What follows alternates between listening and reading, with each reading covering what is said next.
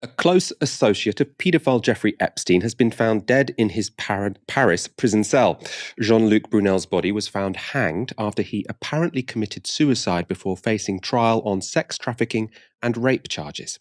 The 75-year-old was a close business associate of Epstein and was thought to be central to Epstein's sex trafficking ring. Off the back of $1 million loan from Epstein, Brunel had founded the Miami-based MC2 modelling agency. The agency was used to recruit underage girls who were then ferried to orgies in Epstein's homes in Florida and New York. In a 2015 affidavit, Virginia Giuffre said, "Epstein has told me that he has slept with over 1,000 of Brunel's girls." Following the news of his death, Giuffre wrote, "The suicide of Jean-Luc Brunel, who abused me and countless girls and young women, ends another chapter. I'm disappointed that I wasn't able to face him in a final trial to hold him accountable, but gratified that I was able to testify in person last year to keep him in prison." Brunel always proclaimed his innocence. The death of Jean-Luc Brunel comes less than 3 years after Jeffrey Epstein died in suspicious circumstances in a New York jail. In Epstein's case, the cameras monitoring his cell had apparently malfunctioned. In Brunel's case, he was in a single occupancy cell with no camera coverage. Speaking to The Sun, a source at La Sainte prison in Paris explained this setup. He said, "There were no obvious fears for the prisoner's health, and he was not on a suicide watch, having already been in prison for many months." Brunel's unexpected death has raised concerns about Ghislaine Maxwell, who's pictured here. Her brother's worried she could face a similar fate. She faces decades in jail after being found guilty of sex trafficking minors. Following Brunel's death, her brother spoke to the New York Post. "It's really shocking," Ian Maxwell, one of Ghislaine's siblings, told the Post. "Another death by hanging in a high-security prison. My reaction is one of total shock and bewilderment." In an interview from his home in London, Maxwell said the family fears for her safety at the Metropolitan Detention Centre in Brooklyn, where she is being held. Oh, that's just very funny how this keeps happening.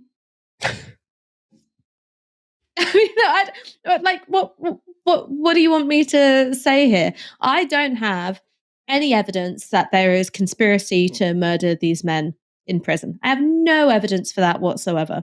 Nobody, as far as I know, has that evidence working journalism at the moment. It would be a huge international story. Nobody has that evidence. But the two versions are that Jeffrey Epstein hanged himself. He took his own life, and coincidentally, these cameras just malfunctioned. So you've got no evidence that he took his own life fully and with his own volition, no pressure, no coercion, no nothing.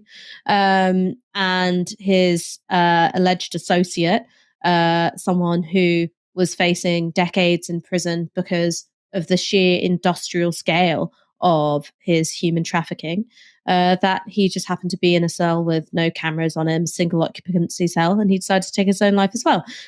That's one version of the story. There's another version of the story which notes that for allegations of industrial scale sex trafficking, and allegations which involve orgies, which involve multiple people, we have had a pretty strictly enforced code of silence.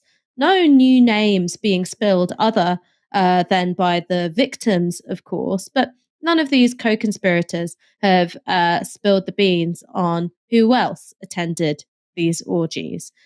Dead men don't talk. They don't talk. And that's all I'm saying. There's no way to have this conversation without sounding like a conspiracy theorist. But I don't think that it is outlandish to suggest that there are very powerful, very wealthy people who feel that they're above the law, who have been immune from accountability, being held to account by the criminal justice system for very many decades now, who would rather keep a lid on their participation in orgies which involved minors and sexually trafficked and exploited young women. I just don't think that that's out of the realm of possibility. But I don't know a way to say it without, sounding completely doolally.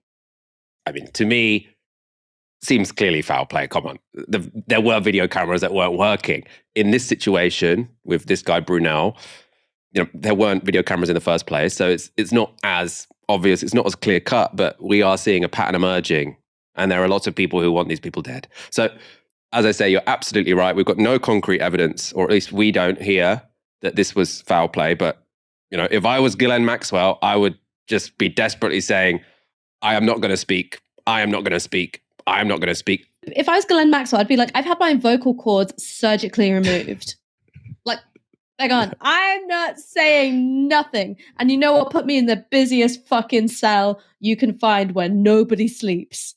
I want eyes on me at all fucking time. But then again, if I was Ghislaine Maxwell, I'd have just enjoyed being a billionaire, enjoying all of that money that, my father stole from a pension fund and not gotten involved in the sex trafficking of minors.